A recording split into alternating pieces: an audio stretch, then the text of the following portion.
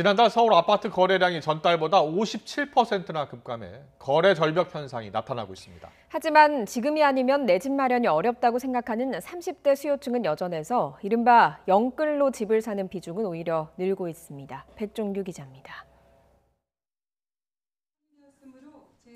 지난달 김현미 국토교통부 장관은 30대가 영혼까지 끌어모은 자금을 마련해 아파트를 사는 것이 안타깝다고 밝혔습니다. 법인이 내놔야 될 물건들을 비싼 가격에 30대가 사준 게 아닌가, 이런 굉장히 안타까움이 지난 6월, 7월 시장에 있었습니다. 그러면서 8.4 대책 공급 물량과 3기 신도시 사전 청약을 노려야 한다며 조금 더 기다리는 게 낫다고 말했습니다. 하지만 시장 반응은 좀 다른 모습입니다. 지난달 서울 아파트 매매 건수는 7월보다 57%나 감소했는데 일단 공황구매 움직임은 꺾인 것으로 나타났습니다. 6.17 대책에 이어 7.10 대책 등 고강도 부동산 규제가 발표되고 코로나19 재확산까지 겹쳤기 때문입니다. 내려가 내놓는 건 아직까지 없고 그냥 물건을 다 거둬들였어요. 이렇게 입주할 수 있는 것도 지금 거의 없어요. 다만 30대의 주택 구매 수요는 여전했습니다. 지난달 서울 아파트 매매 가운데 36.9%를 30대가 샀는데 이는 역대 최고 수준입니다.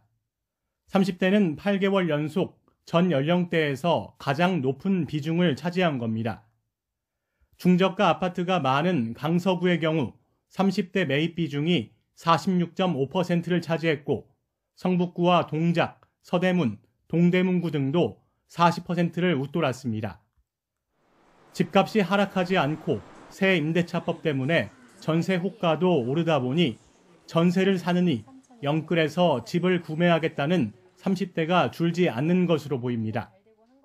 또 청약 가점이 낮은 젊은 층의 청약 포기 현상도 매수를 부추긴 것으로 풀이됩니다. 전세 찾기도 어려운 상황이어서 소위 영끌 대출을 통한 내 집 마련을 하려는 30대는 이어질 것으로 보입니다. 하지만 신용 대출 등이 어려워지면서 대출을 통한 주택 구매도 사실상 어려워질 전망입니다. 이런 가운데 서울 부동산 시장은 집주인들은 가격을 낮추려 하지 않고 매수인은 오른 값에 못 사겠다며 버티는 혼란스러운 모습이 이어지고 있습니다. YTN 백종규입니다.